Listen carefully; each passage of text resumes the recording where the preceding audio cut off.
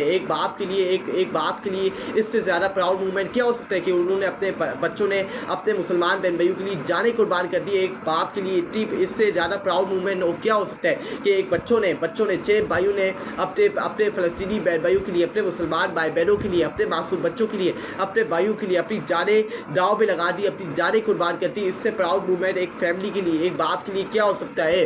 उसके गज़ा में रहने की बजाय जन्नों में रहना पसंद करूँगा।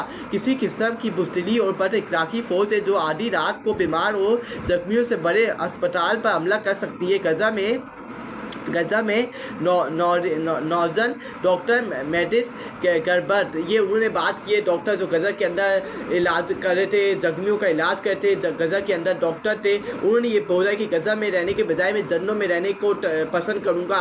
ये किस किस्म की इसराइल फ़ौज के ऊपर उन्होंने तनकीद करते हुए कहा कि किस किस्म की बुज़दिल और बद इखलाक फ़ौज है जो आधी रात को बीमार और जख्मियों से बड़े अस्पताल पर हमला कर सकती है। ये एक डॉक्टर है, उन्होंने कहा कि मैं गज़ा के बजाय मैं जन्नों में रहने को तवक्को करूँगा, उसको तरजीह दूंगा, क्योंकि ये किस तरह की फ़ौज है, बद इखलाक गिरी हुई फ़ौज है जो आधी रात को एक हॉस्पिटल पे हमला करती है जहाँ इस वक्त जख्मी भरे हुए हैं, जहाँ लोगों के इलाज हो रहे थे। किस तरह की बद इखलाक गिरी हुई फ़ौज है। इसराइली दरिंदे किस करें ये पूरा, ये मुसलमान कोई डॉक्टर नहीं कह रहा, ये ओवरसीज डॉक्टर कह रहा है जो गज़ा के अंदर लोगों का इलाज करता, मुसलमान बहन भाइयों का इलाज करता, और इसराइली दरिंदों को कह रहा है कि किस तरह बद इखलाक और गंदी गिरी हुई फ़ौज है जो लोगों के ऊपर हमला कर रही है आधी रात को।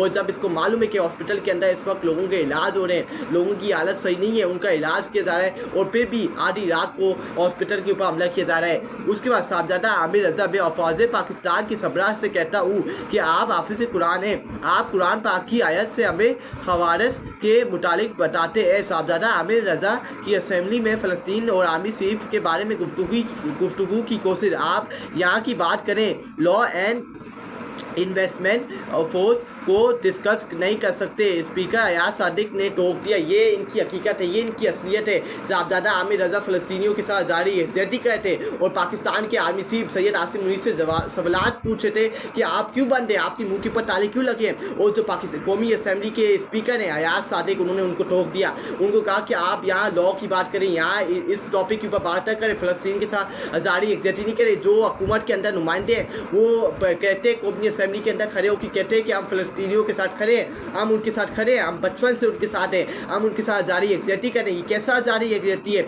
ये कैसा खड़ा होना है। आप कुछ बयान नहीं दे सकते, आप इसराइलियों के खिलाफ खड़े नहीं हो सकते, आप अमेरिका को बयान नहीं दे सकते। जो ये हुकूमत, जो आज हुकूमत के अंदर बैठे हैं, कल ये अपोजिशन के अंदर फ़लस्तीन का झंडा लेके कौमी असम्बली में नारे लगा रहे होते थे कि फ़लस्तीन की आप पे बयान दो, फ़लस्तीन हमारा है, फ़लस्तीन को कोई नहीं छीन सकता है। इसराइल दरिंदे आज जब ये हुकूमत के अंदर आए, ये दरिंदे, ये यजीद, ये फ़िरौन, कठपुतली, आज इनकी हिम्मत जरूरत नहीं है कि अमेरिका के खिलाफ या इसराइली दरिंदों के खिलाफ कोई बयान दे सकें, फ़लस्तीन के साथ ये बयान जारी कर सकें कि हम फ़लस्तीनियों के साथ खड़े हैं, हम फ़लस्तीनियों को ऐसा स्टेट कबूल कर चुके हैं। हम इसराइली दरिंदों को कभी स्टेट कबूल नहीं करेंगे, इसराइल को हम कभी ऐसा रियासत कबूल नहीं करेंगे, इसराइल को हम कभी मानेंगे नहीं। इनके अंदर हिम्मत जरूरत नहीं है क्योंकि ये अमेरिका के गुलाम है, ये अमेरिका के झूठे पॉइंट करते हैं, तो इनके अंदर हिम्मत और जरूरत कैसे आएगा। ये अमेरिका को किस तरह खफा कर सकते हैं। साहबजादा आमिर रज़ा को टोक दिया क्या, क्योंकि वो फ़लस्तीन के साथ जारी यकजहती कर रहे थे और इनकी हिम्मत जरूरत नहीं है कि किसी की जारी यकजहती सुन सकें और अमेरिका को नाराज़ कर सकें। साहबजादा आमिर रज़ा फ़लस्तीन के शहीद की कदमों की खाक पूरे आलम इस्लाम के जनरलों